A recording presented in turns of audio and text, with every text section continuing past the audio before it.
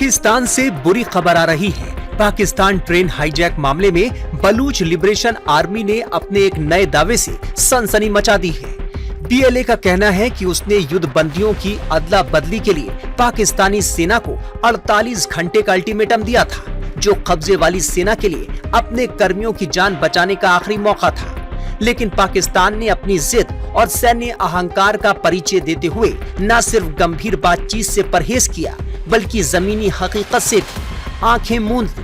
पाकिस्तान की जिद के चलते सभी 214 बंधकों को मार दिया गया।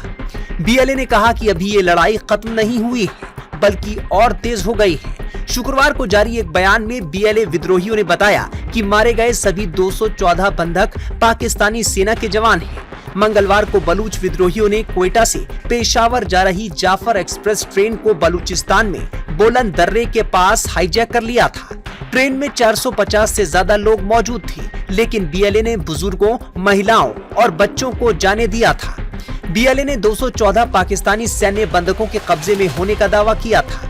पाकिस्तानी सेना ने बुधवार रात को बंधक संकट के खत्म होने की घोषणा करते हुए बताया कि उसने ऑपरेशन में सभी 33 बीएलए लड़ाकों को मार दिया है।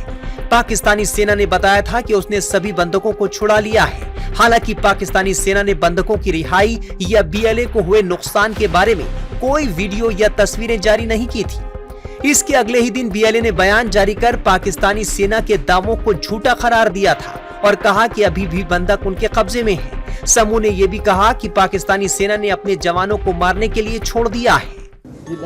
लाचर लगा इसको, इंजन को जा रहे थे, लाचर लगा तो धूड़िया हो गया, फिर फायरिंग शुरू हो गया। फायरिंग था, फिर लॉन्चर थे, ऐसे धमाके थे कि बस अल्लाह ने बचा दिया। मगर ये है कि हम बुढ़ी को उतारा, सबको उतारा नीचे, बोला उतरो नहीं तो गोलियां मारेंगे। उतर गया नीचे, फिर हमको देखा, बोलो बस तुम जाओ।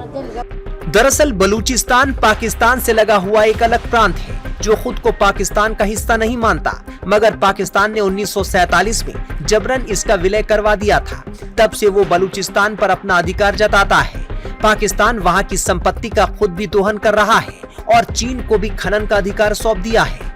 इससे बलूचिस्तान की आवाम चीन और पाकिस्तान दोनों से खफा रहती है। देखिए, अभी पाकिस्तान सरकार की रिपोर्ट आई है कि जो ऑपरेशन उन्होंने लॉन्च किया था, जो ट्रेन हाईजैक थी, वो अभी कंप्लीट हुआ है, जिसमें उनके काफी सारे सोल्जर्स मारे गए हैं। काफी सारे जो ये है अपने होस्टेजेस, उसमें से 25 या 26 मारे गए हैं और जितने दहशतवादी वहां पे थे वो पूरे के पूरे 25 या 26 का नंबर है, वो भी मारे गए हैं। और ये कहते हैं कि ये ऑपरेशन सक्सेसफुल हो गया है। लेकिन क्या इससे बलूचिस्तान में जो गड़बड़ चल रही है ये खत्म होगी?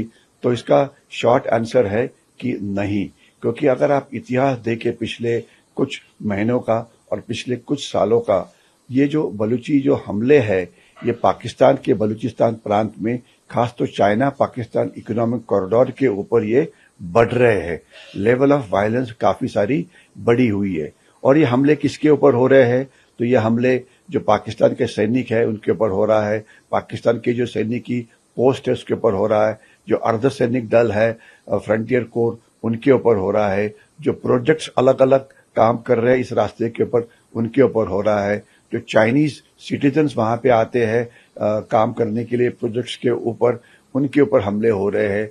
और अगर आप उसकी स्टैटिस्टिकल डेटा देखें तो ये जो फिगर्स है ये काफी बड़ी है और इसके खिलाफ पाकिस्तानी जो आर्मी है ये एंटी टेररिस्ट ऑपरेशन कर रही है, लेकिन जो कामयाबी उनको मिलनी चाहिए वो नहीं मिल रही है। मैं आपको एक ही एग्जांपल दूं कि पहले ट्रेडिशनली 85% ऑफ पाकिस्तानी आर्मी ये इंडिया पाकिस्तान बॉर्डर के ऊपर तैनात होती थी, लेकिन अभी मोर देन 50% जो है ये बलूचिस्तान और खैबर पख्तूनख्वा में एंटी टेररिस्ट ऑपरेशन कर रहे हैं।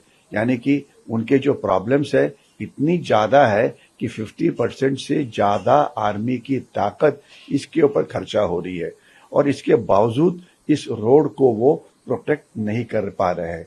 ऑलमोस्ट $60 बिलियन की जो इन्वेस्टमेंट चाइना ने की हुई है सीपेक कॉरिडोर के ऊपर, उसमें से जो रिटर्न है बिल्कुल जीरो है। और इतना ही नहीं, अभी सबसे बड़ी खबर यह है कि बलूचिस्तान आर्मी तो प्रॉब्लम कर ही रही है, इसके सिवाय जो खैबर पख्तूनख्वा में जो तहरीक तालिबान पाकिस्तान है, वो जो खैबर पख्तूनख्वा को आज़ाद करके वो चाहते हैं कि वो अफगानिस्तान में शामिल हो, वो भी बलूचिस्तान लिबरेशन आर्मी के साथ काम कर रहे हैं। बलूची रिबेल के जो अलग अलग ग्रुप्स है ये इकट्ठे हो गए, और ये जो बलूची पाकिस्तान के अंदर है, कुछ बलूची ईरान के अंदर है, कुछ बलूची ये अफगानिस्तान के अंदर है, तो ये एक ग्रेटर बलूचिस्तान की मांग कर रहे हैं। तो इसलिए ऐसे हम मानते हैं कि आने वाले दिनों में ये जो हमले हैं ये बढ़ते ही रहेंगे। पाकिस्तान आर्मी की जो क्षमता है एंटी टेररिस्ट ऑपरेशन करने की, ये काफ़ी कम है। और सबसे बड़ी बात यह है कि ये जो दहशतवादी अभियान ये पाकिस्तानी आर्मी करती है, इसमें वो एरिया वेपन्स का इस्तेमाल करती है, यानी कि आर्टिलरी यानी तोपखाना, जिसमें काफ़ी सारे आजू बाजू के सिविलियंस मारे जाते हैं, हेलीकॉप्टर गनशिप्स या एयरफोर्स के विमानों से हाइट्स के ऊपर हमला। तो इससे क्या होता है, एक आध दो बलूची जो दहशतवादी है या लिबरेशन वाले हैं वो तो मारे जाते हैं, लेकिन उनके सिवाय जो आजू बाजू में रहने वाले काफ़ी सारे सिविलियंस हैं वो उनको काफ़ी चोट आती है, वो काफ़ी संख्या में मारे जाते हैं। और लास्ट में यह है कि जिससे भी पाकिस्तानी आर्मी सस्पेक्ट करती है कि यह कुछ गड़बड़ कर रहे हैं तो उनको वो उठा लेते हैं। आज तक हजारों बलूची युवक को उठाया गया है, उसमें से हंड्रेड्स ऑफ युवकों को मारा गया है, उनकी लाशें भी कभी मिली नहीं है और ये कायम के अपने फैमिली से गायब हो गए हैं। तो बलूचियों के जो ह्यूमन राइट्स है इसके ऊपर काफ़ी सारा अत्याचार हो रहा है, और जिससे पूरी की पूरी बलूचिस्तान की संख्या जो 2 करोड़ के आसपास होगी, ये पाकिस्तान आर्मी के खिलाफ है। खैबर पख्तूनख्वा की जनता जो है वो पाकिस्तानी आर्मी के खिलाफ है, और ये दोनों हाथ मिला रहे हैं। तो इसलिए आने वाले दिनों में ये जो ऑपरेशन बलूची करेंगे या तहरीक तालिबान पाकिस्तान करेगा, ये बढ़ने वाला ही है, और पाकिस्तान के अंदर जो हिंसाचार हो रहा है वो और बढ़ रहा है, जिससे पाकिस्तानी इकोनॉमी जो है एकदम डोल्ड्रम्स में जाएगी। लेकिन इसके बावजूद पाकिस्तान सीखने के लिए तैयार नहीं है। बलूच लिबरेशन आर्मी को पाकिस्तान, यूके और अमेरिका ने आतंकी संगठन घोषित कर रखा है। 2019 में अमेरिकी विदेश विभाग ने बीएलए को अपनी विदेश आतंकी संगठन की सूची में शामिल किया था।